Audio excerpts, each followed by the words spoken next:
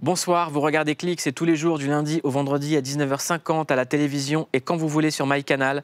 Aujourd'hui, nous allons vous faire revivre les meilleurs moments de Click avec Chantal Goya, Géraldine Nakache, Zaya Dehar et Sofiane Zermani.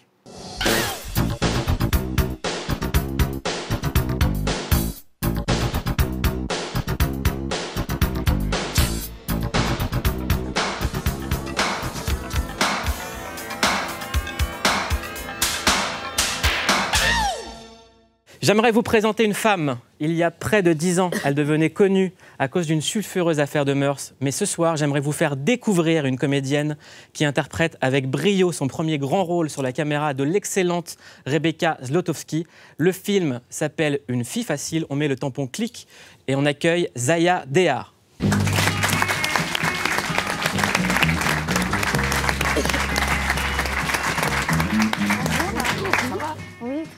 Bonjour. Bonjour Zaya. Bonjour. Bienvenue chez Click. Merci. On est très content de vous recevoir pour votre premier grand rôle au cinéma. C'est la comédienne qu'on reçoit et j'ai une question très simple. Qu'est-ce que ça fait d'avoir un nom de famille, Zaya? Est-ce que c'est une victoire, ce nom de famille? Je vois Fatou Diom qui opine du chef. Moi, j'ai toujours senti que j'avais un nom de famille, malgré que j'étais toujours appelée que par mon prénom. Mais en même temps, ça me plaisait parce que, comme il n'y a pas d'autres prénoms, c'est pour ça qu'on se permet de ce genre, qui sont similaires. C'est pour ça qu'on se permettait de m'appeler que par mon prénom. Qu'est-ce qu'il faut faire comme travail sur soi pour être capable d'aller voir une réalisatrice comme Rebecca Zlotowski? J'ai tout simplement commencé à la suivre sur les réseaux sociaux. Pour moi, c'était tout simplement logique parce qu'elle faisait partie des gens que j'ai toujours admirés. Et suite à ça, elle m'a proposé un rendez-vous. Et finalement, ça a abouti sur une collaboration. Est-ce que vous pouvez regarder cette caméra et dire bande-annonce? À cette caméra? Ouais. Bande-annonce. Moi, l'amour, ça m'intéresse pas. On doit tout provoquer par nous-mêmes. C'est la première fois que tu fais du bateau alors que t'habites à Cannes? Bah oui, il y a une première à tout. En fait, t'es une chef. T'as jamais pensé à devenir une chef? Tu veux faire quoi dans la vie? Tu crois que Sophie, elle est libre? Elle l'est pas.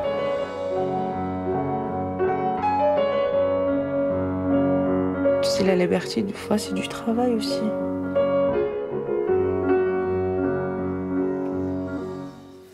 Ce film, c'est une réponse à plein de choses. C'est une réponse à plein d'attaques, c'est une réponse à plein de préjugés, à plein de clichés. Oui. Et j'ai l'impression que quand il y a eu l'affaire Zaya, en tout cas ce qui a fait parler de vous, vous avez été tout le temps instrumentalisé de tous les côtés, mais on n'a jamais entendu votre parole. Non, c'est vrai, complètement. Finalement, on m'a jamais découvert. Et là, vous êtes mise à nu. Complètement. On peut me découvrir pour ce que je suis. Et je ne parle pas de nudité du corps. Ah non, mais oui, apprendre à me connaître, découvrir ma personnalité. C'est vrai, c'est la première fois qu'on la découvre. Tout de suite, on regarde le teaser des Sauvages, la nouvelle création originale de Canal+. Ouais. Évidemment, tu peux continuer à te mentir et à dire que tu vas devenir un grand pianiste comme les fils de bourgeois. Ou faire partie du showbiz comme ton cousin et devenir un bel arabe tout beau, tout blanc. Moi, je préfère te dire la vérité. Tu vas souffrir, tu vas souffrir, tu vas souffrir, tu vas souffrir. Et que c'est comme ça que tu vas te dire. Sofiane Zermani, 33 ans, vous avez vendu plus de 700 000 albums en 2 ans, cumulé plus de 500 millions de vues sur YouTube. Vous avez aussi 4 disques de platine, vous avez lancé votre propre label Affranchi Musique qui produit les artistes à succès Eus l'Enfoiré et Soul King. Et vous crevez l'écran dans Les Sauvages, la nouvelle série réalisée par Rebecca Zlotowski. Vraiment. Ce qui est dingue, c'est que, je vais parler assez franchement, souvent les rappeurs ils font des choix claqués au cinéma. Mais vraiment. Et là, on a un artiste qui s'est fait connaître dans le rap, qui a travaillé le métier d'acteur et qui joue avec vous dans cette série. Il n'y a rien à voir avec le rap. C'est un nouveau Sofiane qu'on découvre. Comment est-ce que vous l'avez choisi? D'abord, j'ai été très aidée par ma directrice de casting, Judith Chalier. Elle m'a désigné Sofiane, que moi je ne connaissais pas. J'avais l'âge canonique que j'ai et je me disais, j'étais un peu en train de lâcher la rampe. Vous avez 8 du ans. rap, 28 ans. 8 ans. 8 ans. Et en fait, je découvre le personnage, je découvre le rappeur, son aspect fédérateur, cette espèce de Jacques Martin du rap, pour moi, qui en fait d'un coup que tout le monde aime, et puis je le rencontre. Et en le rencontrant, je vois un acteur. Je pense que dans le rap, chez des chanteurs, il y a un rapport au corps, et à la diction, à la prosodie, à la façon de parler, à la façon d'envoyer un texte, de le mémoriser. Mais là, le Sofiane Zermani rappeur, il n'existe plus du tout. Non, mais il se sert, à mon avis, il faut lui demander. Quel est le travail que toi, tu as fait pour réussir à faire ce rôle, en fait, tout simplement? Souvent, quand on va voir un rappeur, il est très flatté qu'on invite dans un film. Et la réalité, c'est que je refuse à peu près tout ce qu'on vient chercher de rappeur chez moi. Et Rebecca n'est pas venue chercher un rappeur du tout. Donc j'étais honoré, flatté qu'on essaye de s'intéresser à moi derrière le rappeur. Et puis voilà, effectivement, Sofiane Zermani est très très loin de Fianso. Effectivement. Et c'était pas gagné d'avoir ce rôle au début? C'était pas gagné du tout. D'ailleurs, j'ai repassé les essais de fois. Bossé. Il me semble. Et puis, il m'en veut encore. Non, non. Pas et puis grosse préparation physique. Il a fallu que je me prépare. Grosse préparation au niveau du jeu. Parce que justement, j'avais une question sur la perte de poids, totalement gratuite. Il y a eu encore une perte de poids. C'est-à-dire que Sofiane, il y a une perte de poids entre chaque projet. Bah, c'est pas ça, c'est que j'ai un espèce de truc psychologique quand on me met au pied du mur, quand une réalisatrice, c'est-à-dire que je me souviens très bien, c'était le jour des essais costumes, et elle me regarde et elle me dit, est-ce que tu te mettrais torse nu dans la série? Et je lui dis, ouais, mais dans ces cas-là... Attends, ça n'a pas commencé comme ça fait vraiment post-MeToo. Ça a commencé, tu te levais, tu faisais comme ça sur le... Avec Rebecca Zotowski, 55 ans. La vanne. Il se levait, il faisait, hop, il se levait, il remettait le truc. Je lui dis, tu sais quoi? Ça, c'est un truc, si tu perds 2-3 kilos, tu vas pas faire ça quand tu te lèves. Et nous, on n'aura pas l'impression qu'il y a une caméra qui nous regarde. Cut, il a perdu 15 kilos. Donc là, moi, Et je l'ai regardé et je lui ai dit, c'est toi, ma réalisatrice, qui me le demande. Elle m'a dit, oui, je te le demande. Je dis, bon, très bien. Donc j'ai un espèce de truc qui se déclenche et je me suis mis au sport, aux poissons, aux légumes. Moi, j'ai pris 4 kilos, il en a, voilà. Voilà, tout simplement. Et puis, mais en même temps, vous êtes tellement belle, Rebecca Zotowski. C'est trop sympa. Mais c'est la vérité. Mais c'est vrai que... Il y a une part d'athlétisme dans un rôle de personnage de série et je pense que Sofiane, pour ceux qui verront là, j'ai des photos mais je peux pas les sortir. Mais c'est fou, c'est des photos de plateau bien sûr et qui sont ouais, c'est dément. Je pense que tous les acteurs dans le film aussi dans la série sont des athlètes, de Rochdy à Marina en passant par Sofiane. Elle va arriver habillée bizarrement encore celle-là. Hakim, t'as vu la meuf de Desperate Housewives là? Elle va faire 2 semaines de prison.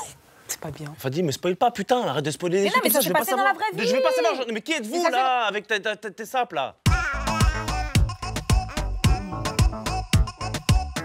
Ouais, vas-y, dis-moi, je veux quand même... Non, c'est bon, tu veux pas savoir, je vais pas dire... Ça a rien à voir avec la série? Ça a rien à voir avec la série ou pas? Oui, ça a rien à voir avec la série. Dis-moi, c'est quoi le truc? Je m'explique. Elle a payé une fac 15 000 $ pour que sa fille ait plus de chances d'y entrer. 15 000 $? 15 000 $. Mais c'est l'intégralité du prix de ma famille, ça. Oui, mais là, dis-toi que c'est 15 000 $ juste pour qu'elle ait plus de temps pour l'examen d'entrée. Je suis choquée. Mais c'est des fous, les gens, quoi. Pourquoi elle n'a pas demandé le diplôme directement? Donnez-le à ma fille tout de suite. J'avoue. Après, elle a des conditions de détention, ça va. Ils ont dit qu'elle pouvait sortir régulièrement si elle faisait son lit. Non, mais c'est vrai, ça. Non, mais c'est la vérité. C'est qui le gardien de sa cellule? C'est sa mère ou quoi? Tu peux sortir si tu veux, mais il faut d'abord avoir fait ton lit et se brosser ses dents. Et après, tu peux jouer avec des criminels. T'as les gars, si moi, ma mère, elle m'avait donné 15 000 € en main propre... J'aurais ouvert un kebab. Comment tu sais que j'allais dire ça? Ouais, j'aurais ouvert un kebab, je l'aurais appelé Burmuse. Voilà. Ce Hakim. Tiens, mon pote. Au nom de la Terre, réalisé par vous-même, Édouard Bergeon, avec vous, Anthony Bajon, est en salle. On parle de phénomène. C'est un mot un peu valise, mais en ce qui vous concerne, c'est le cas. C'est un film auquel on ne s'attendait pas à un tel succès. Et surtout, ça pose une question. Le fait que ce film marche à ce point, est-ce que finalement, on se rend compte que l'art ne regardait plus certaines personnes, à savoir les concernés par ce film, les paysans, les fils de paysans, les agriculteurs, les gens de ce qu'on appelle la France d'à côté? Ouais, on peut dire phénomène, ouais, ça peut être un terme un peu galvaudé, mais on est même à 840 000 entrées en 2 semaines. On n'imaginait même pas ça à la fin de l'exploitation du film. C'est quand même un drame social, agricole. Donc vous imaginez, pour financer un film sur les paysans, c'est pas simple. Alors quand en plus c'est un drame et qu'on raconte le destin de trop nombreux paysans, hein. Il y a un agriculteur qui met fin à ses jours chaque jour en France. Il y a un agriculteur qui est parti hier, il y en aura un autre aujourd'hui, il y en aura un autre demain. C'est vraiment un incendie, c'est une hécatombe. Ouais, on oublie beaucoup nos paysans, ouais. Mais il ne faut pas oublier que c'est eux qui remplissent notre assiette. Et que cette assiette-là, ben, on en a une tous les jours, tous. Alors c'est génial parce que, ouais, on ne s'imaginait pas un tel succès. C'est un film qui marche en région. Très très peu dans les centres. Très peu à Paris, par exemple. Très peu à Nice, à Montpellier, à Marseille. Non, on espère que voilà, la vague va remonter jusqu'à Paris et dans les centres-villes. Ce qui est dingo, c'est ce film Au nom de la Terre qui, moi, personnellement, m'a bouleversé. C'est avec vous, Anthony Bajon, mais également Guillaume Canet. Bonne annonce. Ah, vas-y, là, c'est bon, là. Arrête tes conneries.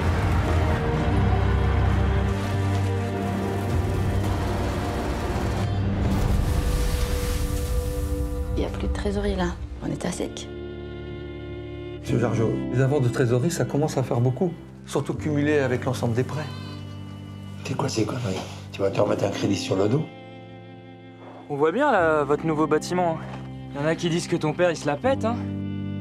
Pareil que t'es dans la merde. Si tu m'avais écouté, au lieu d'aller foutre la main dans le système... T'étais jusqu'au cou dans le système. Moi, au moins, j'étais libre. Mais qu'est-ce que tu veux, en fait? Qu'est-ce que tu cherches? Qui se démerde. Pour s'en sortir, t'as qu'une seule solution, c'est de partir. Moi, papa, je prendrai la suite au Grand Bois. Hein. C'est fini, les Grands Bois, si tu passais. Quand reviendras-tu? Dis, au moins le sais-tu, que tout le temps qui passe ne se rattrape guère, que tout le temps perdu ne Anthony Bajon, je suis tellement content de vous recevoir. Vous avez 25 ans. Vous êtes né à Villeneuve-Saint-Georges, dans le Val-de-Marne, la même ville que MC Solar, hein, vous savez. Ouais. Votre mère est comptable, votre père est métallier, serrurier, et vous avez eu la vocation de vouloir être acteur. Juste après avoir vu Le Roi Lion, vous avez dit à votre maman, je veux faire ce métier. Ouais. Ouais, ça sent moins la street déjà. Mais, ouais, ça s'est fait comme ça. J'ai ressenti beaucoup de choses avec mes yeux d'enfant, très naïvement. Et voilà, j'ai dit en fait, en sortant, je dis à ma mère, je vais faire ce métier, je vais raconter des histoires. Et ça m'a poursuivi, je vais dire toute ma vie. Non, je suis très jeune, mais ça m'a poursuivi jusqu'à là, il y a quelques années où j'ai commencé le cinéma. Comment elle va, votre maman? Très bien, vous embrasse. Parce qu'elle est là. Quoi? Non, je rigole. Anthony Bajon. Vous allez devenir comédien très jeune, mais votre entourage ne vous prend pas au sérieux. Pas du tout, parce que dans votre milieu, ça ne se fait pas, en fait. Ouais, oui, puis d'une manière générale, quand un enfant tout petit dit à ses parents bah, « je veux faire du cinéma » ou « je veux être footballeur », on lui dit pas « oui, t'es bien mignon », mais on le pense. On se dit de toute façon, il voudra faire autre chose demain. Sauf que moi, le lendemain n'est jamais arrivé, vu que j'ai toujours voulu faire ça. Et avec le temps, ils ont fini par y croire, vu qu'ils m'ont accordé un peu de crédit à partir du moment où j'ai commencé à avoir des rôles. Et ils ont vu que j'attendais après personne, puisque j'ai compris que moi, personne ne m'attendait. Donc je me suis bougé les fesses 2 fois plus que les autres, et voilà. Vous avez fait une école de cinéma, vous n'êtes pas senti à l'aise, mais quand même, les films s'enchaînent, jusqu'au moment où vous jouez dans le film La Prière, et vous remportez l'Ours d'Or à Berlin, à l'âge de 23 ans. Le dernier acteur qui a remporté ce prix à l'âge de 23 ans s'appelait Leonardo DiCaprio. Ouais.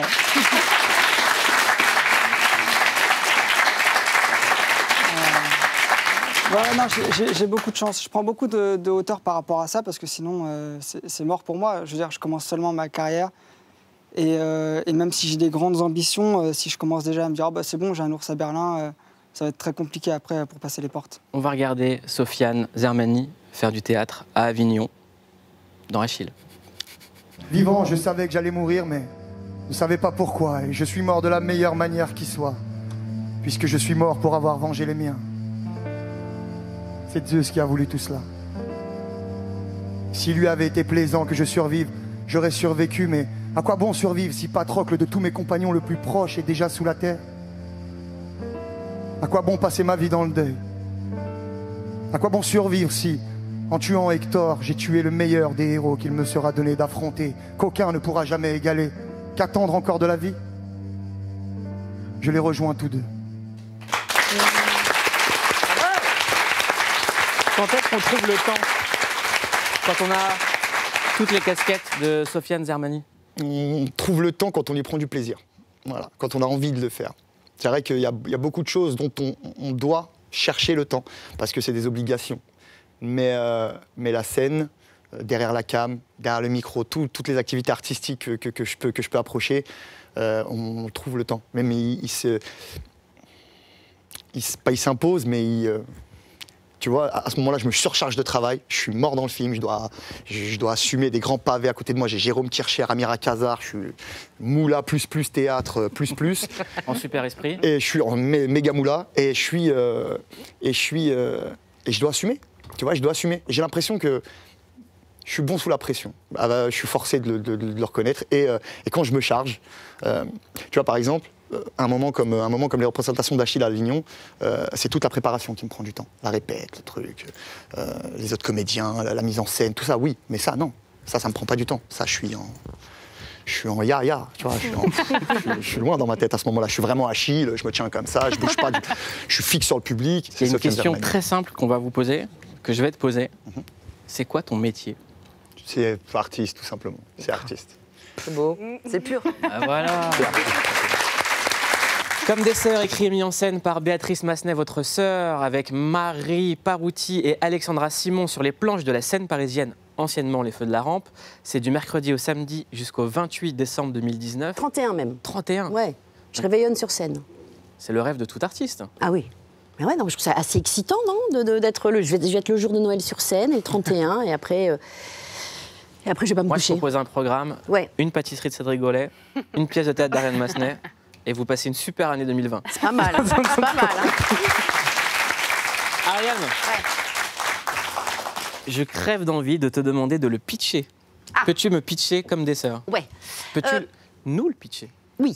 Alors, c'est 3 copines qui se retrouvent comme chaque année, se font un petit dîner, mais ça va pas tout à fait se passer comme prévu. Et là, en fait, c'est une pièce qui est sur l'amitié, sur la clique. Et est-ce que non, mais c'est vrai, c'est important, c'est l'amitié, la vraie amitié. Est-ce qu'on peut tout se dire? Est-ce qu'on doit tout se dire? Est-ce que l'amitié survit au temps qui passe? C'est une sorte de corde des hommes au féminin. Mais ça pourrait être 3 nanas de 20 ans, ça pourrait être 3 mecs de 40 ans. C'est drôle, c'est tendre. Ça pourrait être Cédric Grolet qui retrouve ses potes d'enfance. Exactement. Ouais, c'est est-ce qu'on doit tout se dire? Est-ce que finalement, qu'est-ce qui reste au bout de toutes ces années? Et ceux ou celles qui restent, en général, c'est les bons. Ah, ça, c'est vrai. Il y a un très grand réalisateur américain qui s'est déplacé en France pour voir Ariane Massenet. C'était au Grand Journal à Cannes, Steven Spielberg en 2008. Ah. Alors moi, j'ai envie de réaliser mon rêve ce soir, puisque je vous ai en face de moi. J'ai toujours rêvé de jouer dans un de vos films. Donc, je vous ai apporté une toute petite caméra, l'ébauche de scénario. Dans la première scène, j'embrasse Harrison Ford. Ali Badou et Frédéric Becbédé sont ultra jaloux. Ils se battent entre eux. Et voilà. Donc moi, j'attends vos ordres. Steven Spielberg, vous êtes le metteur en scène de ce film.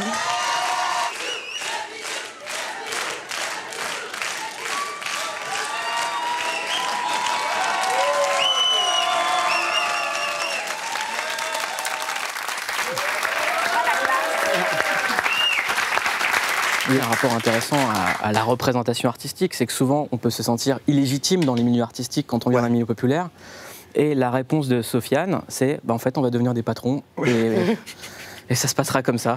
C'est sûr, je pense que les domaines qu'on estime n'être pas les siens, on peut les aborder, on peut aller faire un tour dedans, on peut même devenir, peut-être pas des références, mais être intéressant dans ces domaines-là, si on les prend avec humilité, si on les prend avec... voilà, moi quand j'arrive dans le cinéma, quand j'arrive à être filmé par Rebecca Zlotowski ou David Wolofen par exemple avec Frères Ennemis, ou quand je me retrouve mis en scène par Alex Planck à Avignon, j'y vais sans prétention, je suis pas Fianso le rappeur, voilà, je suis Sofiane Zermani, je vais tout faire pour être à la hauteur. Et je vais me battre. Et si, après les scènes, on peut prendre 10 minutes pour que tu me donnes des conseils, pour qu'on parle, pour qu'on discute sur Les Sauvages, et je veux faire une énorme dédicace à la comédienne qui joue Dounia, qui joue Farida Raouj. On l'embrasse très fort. Et je l'adore parce que c'est elle qui me prend à la fin des scènes, et le premier jour d'ailleurs, et qui me dit, écoute, si tu veux qu'on bosse un peu, je suis là. Et je le prends d'ailleurs pas du tout mal, toute la bienveillance d'un jeune comédien comme Dali, avec lequel on aurait pu se retrouver un peu, pas en concurrence, mais en voilà, et pas du tout finalement. Je trouve beaucoup de bienveillance devant moi. Inséparable, avec Ahmed Silla, ça sort aujourd'hui. Est-ce que tu peux pitcher à Loulou Robert?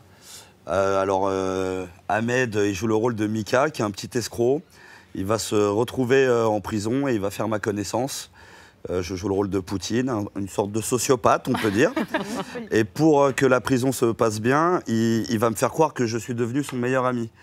Il va sortir de prison et 3 ans plus tard, lui, il a refait sa vie, il va se marier. Et, socialement, il est très très haut. Et je redébarque dans sa vie parce qu'il m'a dit qu'on était meilleurs amis pour la vie. Voilà. Qu'est-ce que ça te fait de te voir dans la grosse comédie de la rentrée, Alban? Je sais pas, mais je suis juste content. Je suis content de faire du cinéma. Et celui-là, de créer un duo avec Ahmed, c'était un pari, c'était l'envie de faire quelque chose à deux. Parce que vous venez tous les deux de la scène. Voilà, c'était un peu la peur qu'on avait l'un et l'autre. On est des mecs du one-man show, et c'était un peu cette peur de se rentrer dedans, en quelque sorte. Et on a vraiment fait ça intelligemment, l'un au service de l'autre. C'est marrant parce que maintenant tu réponds comme un mec de cinéma. Bien sûr, mais c'est normal. Gilles Lelouch, pourquoi ce... Non, mais en tout cas, on s'est très bien trouvé. C'était un vrai kiff de tourner ça avec Ahmed. Ici, on a un professeur de rhétorique qui analyse les discours des politiques et qui nous les explique. Il s'appelle Clément Viktorovitch et vient remettre les points sur les i.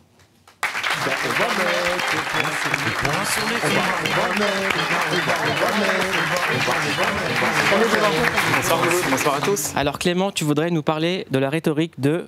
non pas d'un politique, mais de Woody Allen. De Woody Allen. On sort justement de la politique à l'occasion de la sortie en salle du dernier film de Woody Allen. Aujourd'hui, Un jour de pluie à New York, on va se pencher sur sa rhétorique. Alors Woody Allen, aujourd'hui, c'est un personnage controversé. Il est accusé de s'être livré en 1992 à des attouchements sur sa fille adoptive, Dylan Farrow. Mais dans les années 90, ces accusations étaient connues, elles n'étaient pas prises au sérieux.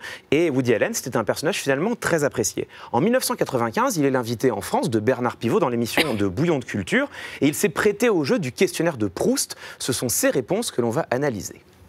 La plante, l'arbre ou l'animal dans lequel vous aimeriez être réincarné? I guess I would like, if I could die, I would like to come back as a sponge. En éponge. It's lovable. Écoutez, c'est très joli, c'est sympathique.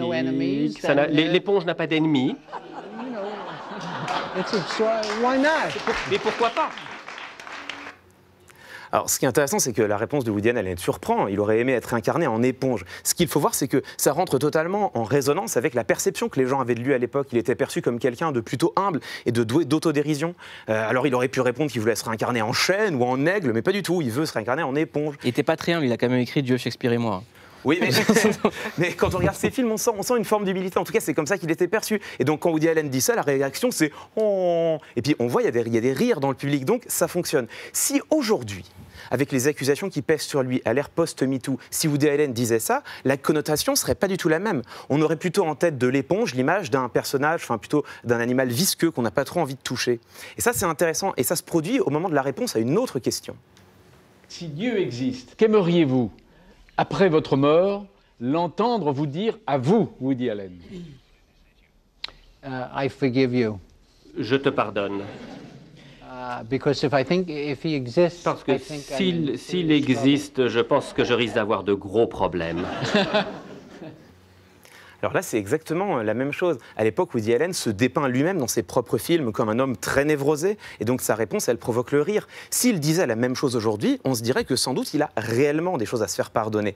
Ce qui est intéressant, c'est qu'ici, on a des fragments de discours qui, à l'époque, sont perçus comme intelligents, subtils, drôles, et aujourd'hui, seraient totalement inadaptés. Et pourtant, c'est exactement la même chose. C'est exactement les mêmes mots. Alors, comment comprendre? On a besoin d'un concept en rhétorique qui est un concept important. C'est ce qu'on appelle l'éthos préalable. L'éthos préalable, c'est l'image qu'un orateur renvoie de lui-même avant même de prendre la parole. C'est l'image que ses auditeurs avaient déjà de lui. Et cette image, cet éthos préalable, va déterminer en grande partie la manière dont notre discours sera perçu. C'est ce qui permet de comprendre que Woody Allen ne pourrait pas dire la même chose aujourd'hui. Ça vaut évidemment pour les hommes politiques qui doivent prendre en considération leur image, mais ce qui est intéressant, c'est que ça vaut pour chacun d'entre nous en réalité. Quand on cherche à convaincre, on a besoin, si on veut être efficace, de nous interroger sur notre propre image. Ça n'est pas du narcissisme, c'est de la rhétorique.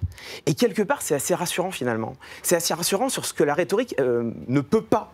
J'ai coutume de dire ici, je l'ai dit à plusieurs reprises, que les hommes politiques sont des magiciens, qu'ils font des tours de passe-passe. Des magiciens peut-être, mais pas des sorciers.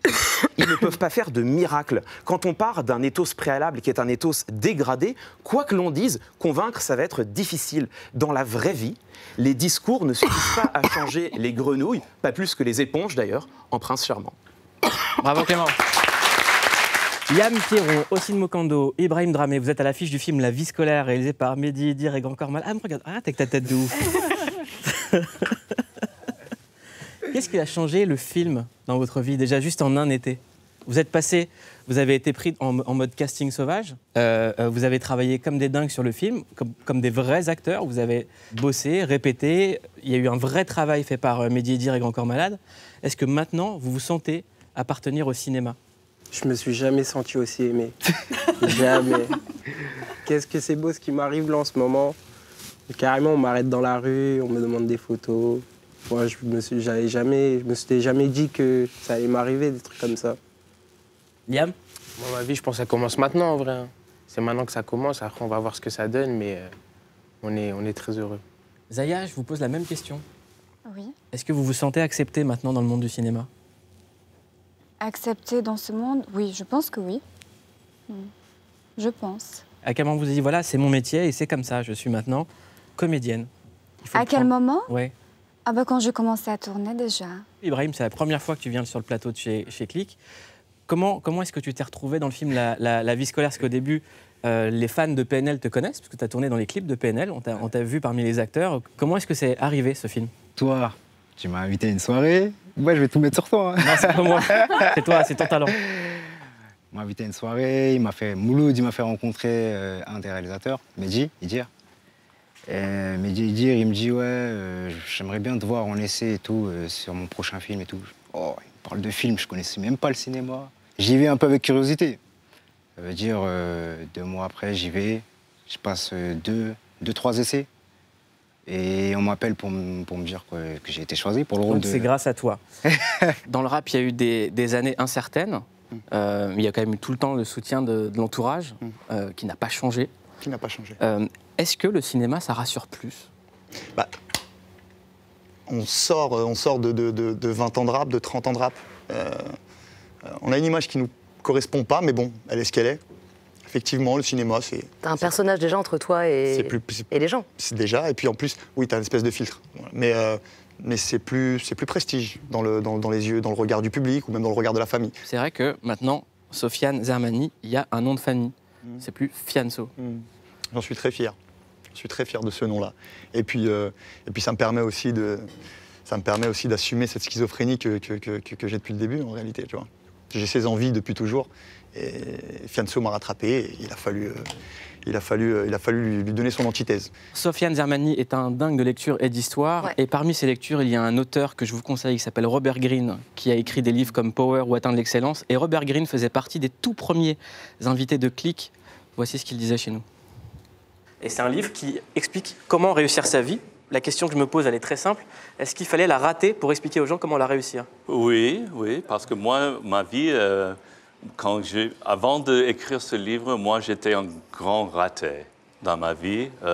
J'ai passé presque 15 ans en essayant de devenir écrivain. J'ai écrit des articles, des pièces de théâtre, des romans, des essais. Et il n'y a rien qui marchait. Robert Greene, c'est quelqu'un qui a conseillé les plus grands, Bill Gates, Barack Obama, et qui fait partie des gens qui ont marqué Sofiane Zermani. J'étais un peu comme lui. Je suis un grand cancre, moi. Je suis un grand cancre. Il a fallu que je me reconstruise. Et c'est là que j'ai commencé à être curieux de tout, à assumer toutes mes envies et à m'organiser. Il y a une grande phrase que je citais fut un temps en promo, mais je la recite maintenant. C'était Salvatore Rina qui disait « Chaque jour que Dieu fait, je fais ce que je dois. Le reste du temps, je fais ce que je veux. » Est-ce que vous avez réalisé votre rêve aujourd'hui, en étant sur scène? Oui. C'est vrai, non, c'est vrai, c'est très bizarre. J'ai l'impression, pour la première fois, je renie absolument rien de ce que j'ai fait. Au contraire, j'ai passé des années géniales. Mais comme je voulais être comédienne enfant, bon, après la vie fait qu'on passe à autre chose. Et puis, bon, on n'a pas forcément le temps. Vous avez rencontré Michel Denisot. On a la trouille. J'ai rencontré Michel Denisot. Il m'a dit, tu restes avec moi. Je suis d'accord. Mais là, le fait de reprendre, effectivement, de monter sur scène pour la première fois, je me suis sentie, le premier jour, je me suis dit, OK, c'est là. C'est là où je suis à ma place. Après, ça marchera ou ça marchera pas, peu importe. Mais en tout cas, je trouve génial ce sentiment, cette sensation. Se sentir bien, en fait. Ouais, d'être juste à sa place.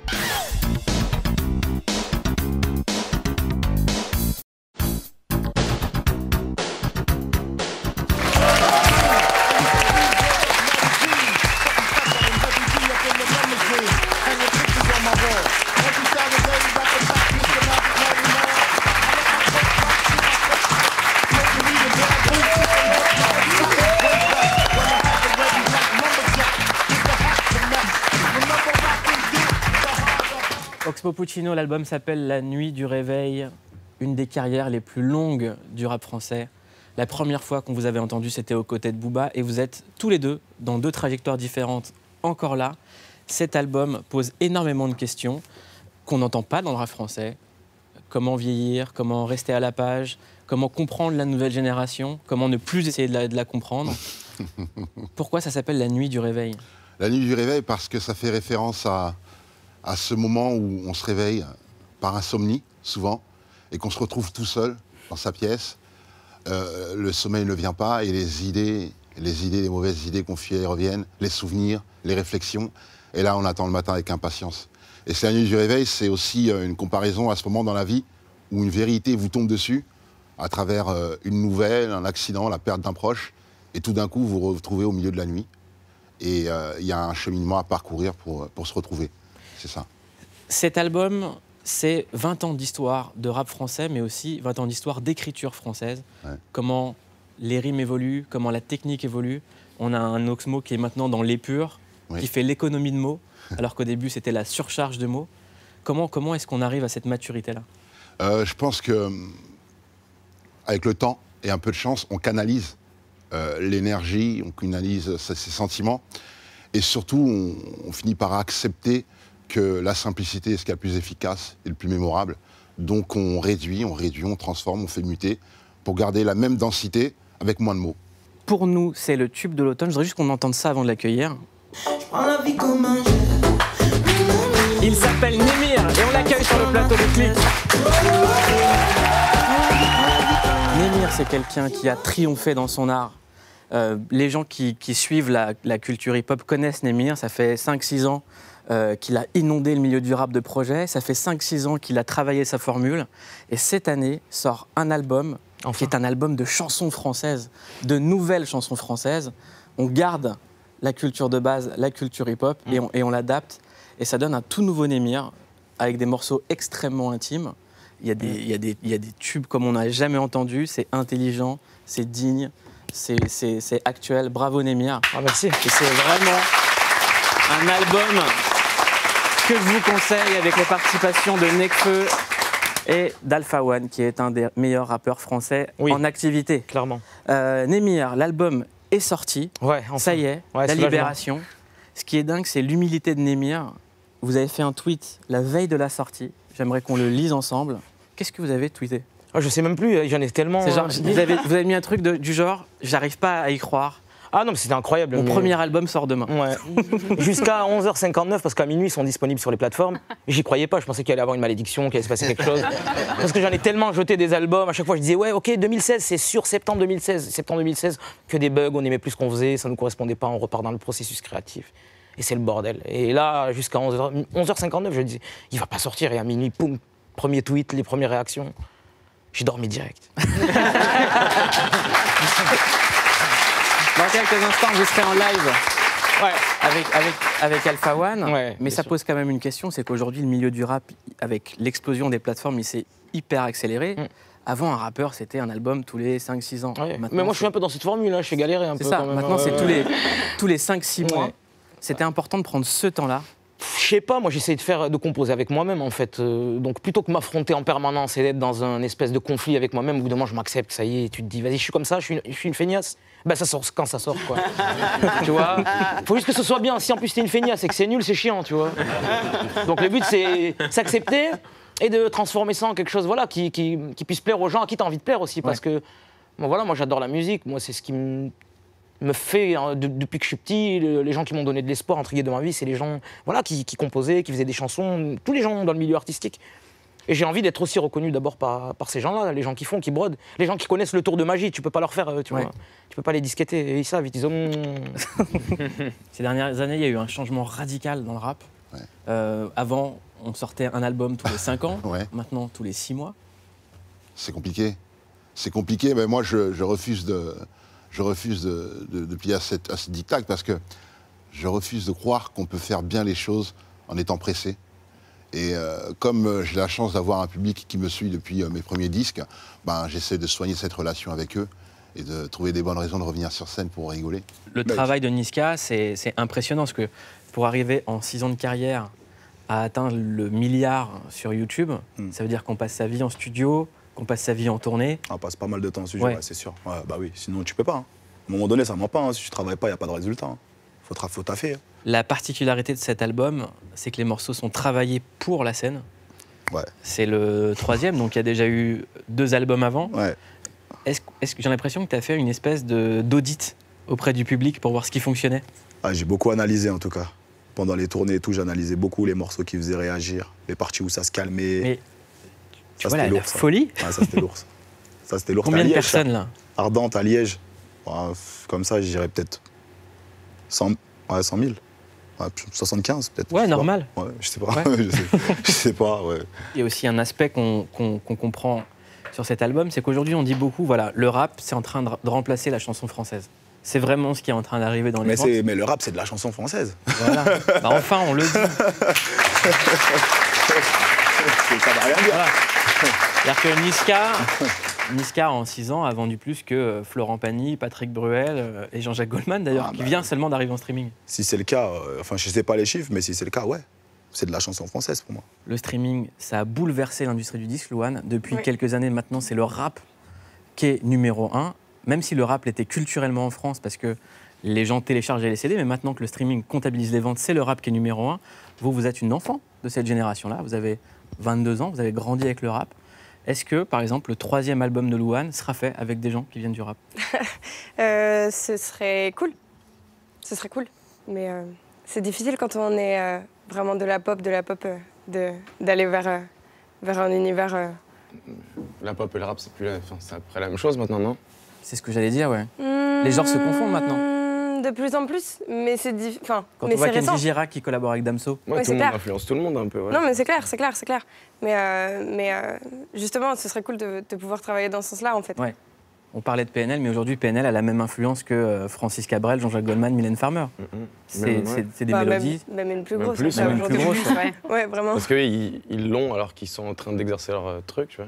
Francis Cabrel, etc. Je pense que c'était un... Ils s'en rendaient pas compte sur le moment, mais c'est après, parce qu'il n'y avait pas Internet à l'époque. Donc si on a tenu invité Prime, c'est que ça fait 1 an que sous les commentaires, à chaque fois qu'on fait une vidéo, mais peu importe le sujet, il y a quelqu'un qui met « Invite Prime !» Vous avez déjà plus de 330 millions de vues sur YouTube, 1,5 million d'abonnés sur votre chaîne, et vous faites un Olympia complet, sans promotion, sans maison de disque. Louane. Franchement ? Ouais. C'est lourd. Louane, t'es un peu dans le game de la musique. Vraiment, c'est lourd. Mais c'est vrai. Désolé, mais le gars, il a... Pardon, je parle de toi, t'es à côté, mais t'as pas de maison de disque, t'as pas de boîte de prod, t'es solo et tu remplis l'Olympia. Ouais. Comme ça. Pourquoi pas? Quand je dis que c'est de la nouvelle chanson française, pourquoi vous avez tiqué? Non, parce que j'ai du mal à définir le registre aujourd'hui. J'ai l'impression que tout est pour eux, en fait. Avec les réseaux, tout le monde est connecté, tout le monde traîne avec tout le monde. On a une passion en commun, c'est le son. Et on ne sait même pas vers quoi ça tend, en fait. C'est dur de définir. Moi, j'ai des morceaux très rap, des morceaux un peu... Moi, j'étais fan, quand j'étais petit, de William Scheller, tu vois. Pourquoi les gens qui s'aiment sont-ils, tu vois? Ouais, je veux être un homme heureux. Moi, j'adorais ce morceau. Donc j'ai fait une outro à la fin, un peu en hommage à ça. On est multiples maintenant, c'est très dur de nous caser quelque part et c'est pas plus mal, c'est ça qui est intéressant en fait. Marwa Outamgart, tu as 22 ans, tu es né à Strasbourg, tu arrêtes l'école à 16 ans, 4 ans plus tard, premier succès sur YouTube avec Mi Corazón, vu plus de 200 millions de fois sur YouTube. Et Marwa Lout sur scène, ça donne ça, on la regarde à la cigale.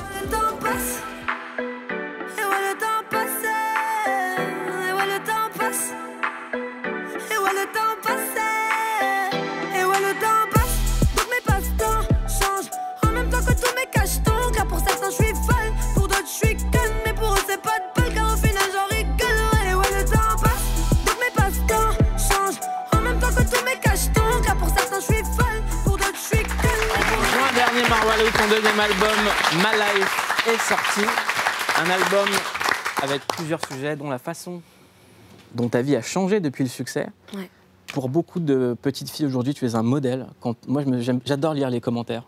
Et il y a plein de gens qui te comparent à Diams, en fait, qui disent « ça remplace Diams dans mon cœur, on a enfin une nouvelle grande sœur ». Est-ce que tu le sens, ça? Est-ce que tu le perçois?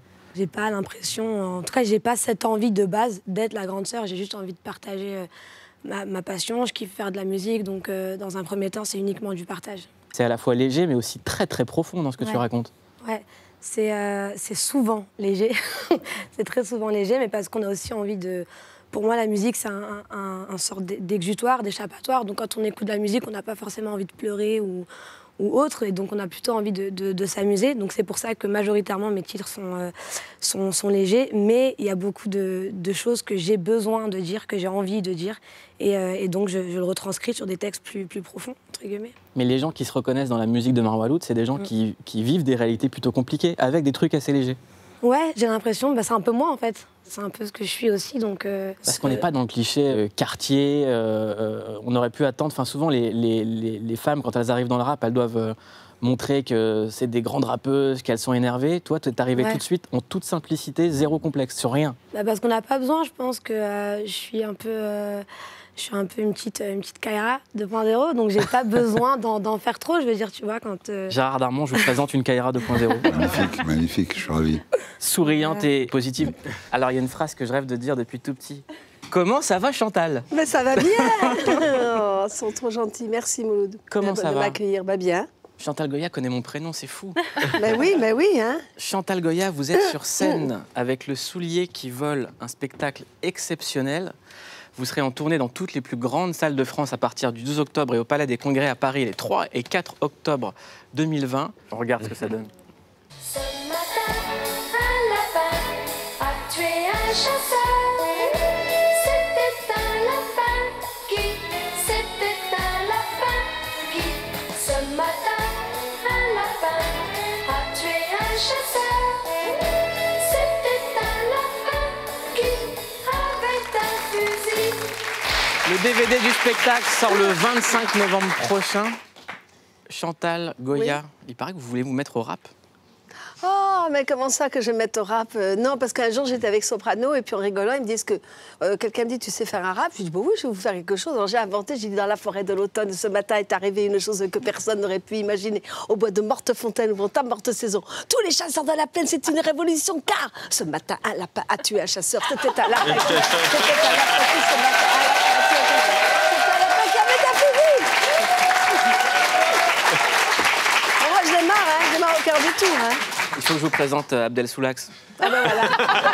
Voilà. Je suis extrêmement heureux que vous soyez là tous les deux. Ah, mais nous aussi, c'est votre première chez Click. Ouais. Et ça fait plaisir. J'irai où tu iras, réalisé par Géraldine Nakache avec Laila Bekti et Patrick Timsit. Ça sort en salle demain. On regarde la bande-annonce. Chez moi, les forêts se balancent et les doigts grattent le ciel. Jour J demain, c'est fini les mariages. Là, on passe au stade supérieur, ma fille. Allez, papa, pas demain. Je peux pas t'accompagner demain. Moi, j'y vais pas sans toi, papa. Dernier jour? J'aimerais bien que t'accompagnes ta sœur demain à son rendez-vous. Ok. Ah, merci, ma fille. Évidemment que non. On habite dans la même ville, ça fait au moins 1 an qu'on s'est pas vus. Quand on déjeune 1 heure toutes les deux, on n'a rien à se dire, et là tu nous demandes de faire 4 heures de route ensemble. C'est le dernier tour des auditions pour les choristes francophones de Céline. Ah, me dis pas que tu dis Céline pour Céline Dion. Je vais pas dire Pascal, elle s'appelle Céline. Bonjour, ma fille. Ça va? Salut. Ça fait plaisir, hein? Ouais. Je vous le dis, on met le tampon Click. Il faut savoir qu'ici, il y a deux fans de Céline Dion, Émilie Papatédou, Camille Dosser. Non mais vraiment. Évidemment.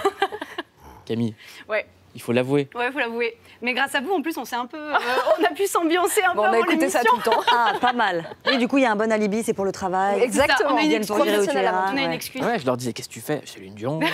T'as préparé ton truc? Céline Dion. Je révise la playlist. Ouais, Voilà. très bien, très bien. On va faire un petit blind test ensemble. À vous de me dire le titre de la chanson que nous allons écouter. Prière païenne. Pas mal. Allez, un autre morceau. Ne partez pas sans moi. Mais non. Premier accord. Moi, je mets mon petit billet hein, sur ma fille. Hein. La meuf, c'est Siri. Allez, dernier extrait. Ah, ça doit être une galère, c'est ça. pas une banana. Ah, c'est toi, ça? J'ai dit, ça doit être une galère. Elle a démanié ma nana.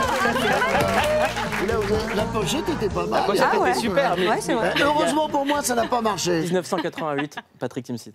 T'as la vidéo? Pour commencer, le réveil sonne, elle se lève, il faut se lever.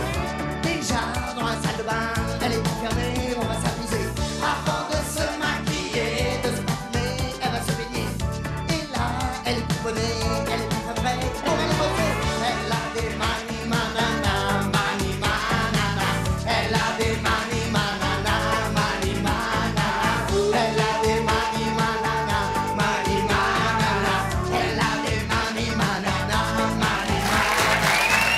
l'heure de Roman Fressinet, au retour du Pestac.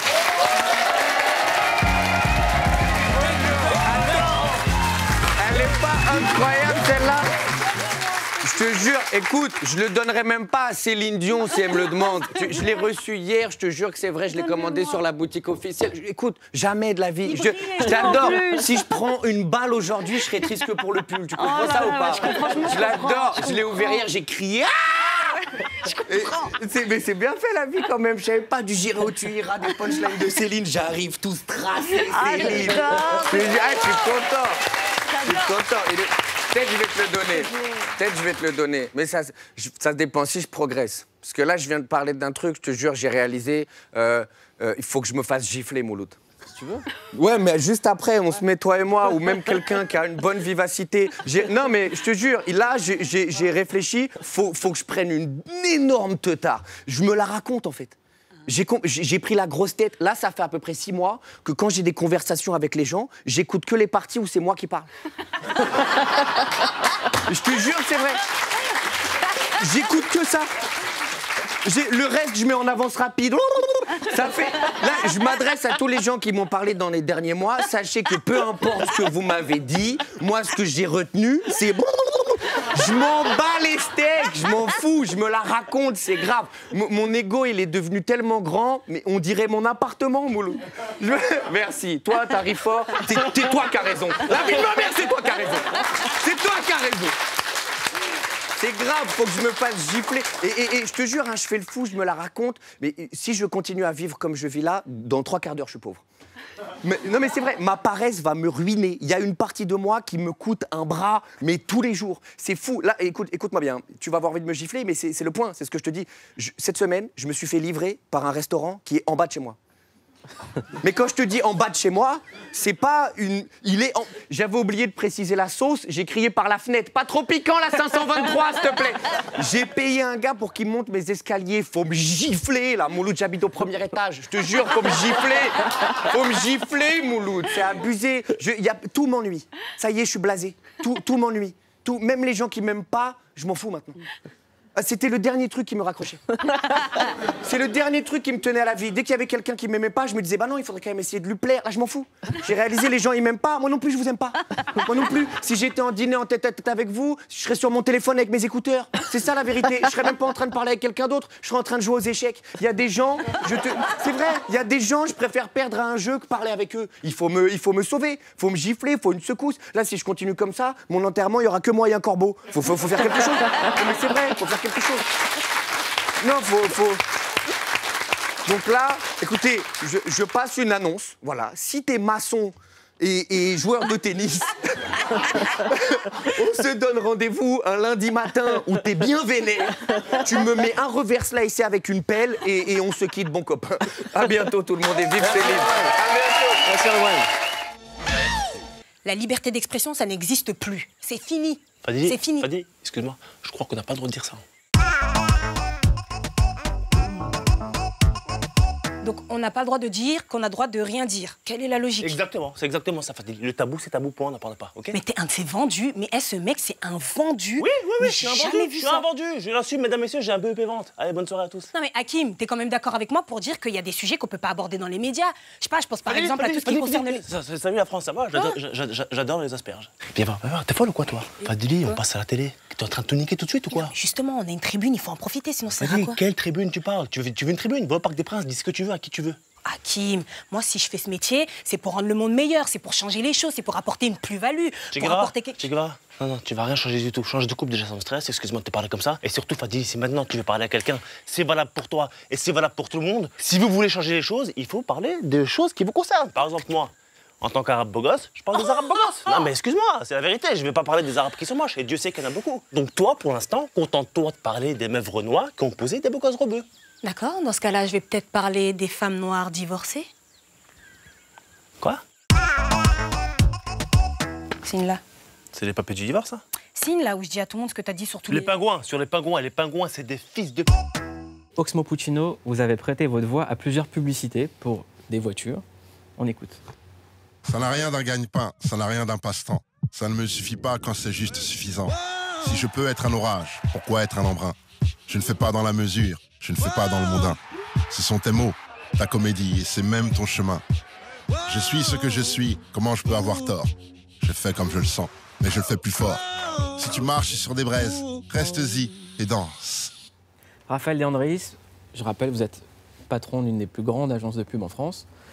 Pourquoi la publicité s'empare-t-elle du rap aujourd'hui? Parce que le rap est en train de devenir une culture dominante en France, un peu comme le rock aux États-Unis dans les années 60. C'est-à-dire qu'il y a eu l'époque où ça faisait peur aux parents, et puis maintenant les parents sont nés avec. Et donc le rap, on voit bien même l'influence sur le monde du luxe, où aujourd'hui vous vous retrouvez avec Virgil Abloh qui se retrouve chez Vuitton, vous avez Pharrell Williams, enfin c'est pas vraiment du rap, mais en tout cas les musiques urbaines sont devenues des musiques dominantes. Et donc il y a un truc qui est assez joyeux, je trouve, dans le fait qu'on va dire la culture bourgeoise, puisque le commerce c'est plutôt quelque chose qui est établi, et a compris que, que les enfants, qui soient du 16e arrondissement ou qui soient, je sais pas quoi, moi, de Nanterre, sont biberonnés au rap, aiment le rap, et donc c'est en train de devenir une culture très mainstream. Oxmo Puccino, est-ce que vous avez dit enfin ils ont compris? Parce qu'aux États-Unis, ça fait très longtemps. Non, je me suis dit le temps est venu. Ouais. Le temps est venu justement des personnes qui sont nées avec cette musique et qui la comprennent et qui ne se posent plus de questions. Voilà. Mais c'est de la pop culture, et les marques, elles gagnent si elles sont dans la pop culture. J'ai dans mes mains un objet qui est un disque vinyle. Aujourd'hui, le rap est devenu la musique la plus écoutée par les Français grâce aux plateformes de streaming qui permettent d'écouter avec des abonnements de la musique de manière illimitée. Comment Oxmo Puccino s'adapte à l'époque du streaming?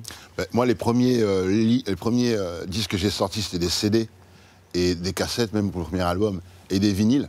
Et c'est vrai que lorsqu'on a eu la chance de pouvoir apprécier la chaleur du vinyle, c'est un son qu'on souhaite offrir en cadeau aux gens qui sont des vrais mélomanes. Voilà. C'est-à-dire aujourd'hui, écouter un vinyle, c'est une cérémonie. C'est la meilleure manière d'écouter de la musique. C'est une préparation. On s'assoit, il y a les enceintes spéciales pour écouter les vinyles. C'est en bois, on est assis tranquillement.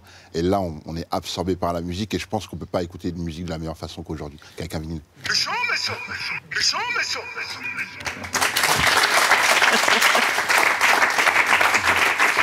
J'aimerais qu'on parle un peu de cette pochette. Parce que ça fait partie de mes passions. Souvent, le vendredi soir, il y a un mec cagoulé qui me coupe les cheveux alors que j'ai un chien. Moi, mon chien, c'est un tout petit chien. Qu'est-ce qu'elle raconte, cette pochette? En fait, j'ai voulu montrer à travers ça plusieurs codes de la street, tu vois, avec la cagoule. Après, tu as le côté barbeur aussi qui est que je relie moi souvent au hip-hop, tu vois, le côté barbershop, le côté... ce côté-là. Après, tu as la tenue un peu orange avec le débardeur qui peut te faire penser à la prison dans les films américains, tu vois. Donc voilà. Mais il y a quelque chose de très très intéressant avec cette pochette, Niska, c'est que on pourrait se dire au premiers abords, c'est une pochette ghetto. Ouais. Sauf que maintenant, le luxe, la mode, récupère tous ces codes.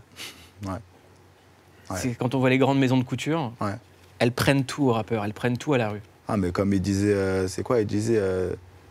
Paris influence... la banlieue influence Paname, Paname influence le monde. C'est ça. C'est carrément ça, quoi. Et t'as l'impression de te faire déposséder de cette culture-là? Qu'aujourd'hui, les gens se font voler leur culture? Parce que maintenant, tout le monde parle de rap sans forcément connaître. Ouais. Ou comprendre les enjeux. Quand on écoute, par exemple, le morceau Vrai, ce qui est dit, c'est des vraies choses, c'est du vécu, c'est des douleurs. Et que d'autres qui n'ont pas vécu... Moi, je dis que c'est de l'art. Hein. Si tu ne l'as pas vécu et que tu arrives à bien le mettre en image ou en musique et que ça ne se fait pas cramer, tant mieux pour toi. Tant mieux pour toi. Moi, voilà, je raconte ce que je vis, c'est moi, tu vois. Mais il n'y en a pas tous vécu ça. Donc, s'il y en a qui sont passionnés par le rap mais qui n'ont pas spécialement vécu ça, pourquoi ils seront bloqués à ne pas faire du rap? S'ils kiffent et qu'ils le font bien, tant mieux pour eux. Très bien, Niska. L'album, c'est Monsieur Sale. Ce qu'on retient de cet entretien, c'est que le rap, c'est la chanson française. La chanson française, c'est le rap, et que c'est de l'art. C'est de l'art. Merci de nous avoir suivis. On se quitte avec un petit avant-goût de ce que vous retrouverez demain chez Click avec le tube de Némir et Alpha One, Sur ma vie. C'est comme un parachute qui s'accroche mal. La femme de tes rêves avec l'homme de tes cauchemars. Chaussures turquoise, je porte mes costumes qu'une fois. Devine, je jure sur quoi? Sur ma vie, yeah, yeah, yeah. Comme un jeu, mon ami. Let's go. Ouais, comme un jeu. Tu mérites un amour. Attention, c'est là. Allez les bleus. Je kiffe ma vie, dans des cris sur ma vie. Tout le monde. Moi, je suis un féministe. Hein. C'est pas fou, quoi. Est-ce que tu veux sortir avec moi? Yes, that. Je vais peut-être m'engrainer. C'est Click. Je t'aime. Qu'est-ce qui m'arrive? Ils diront tous que je suis leur pote si je perds. Ok. Reste pas avec moi, tu risques de perdre.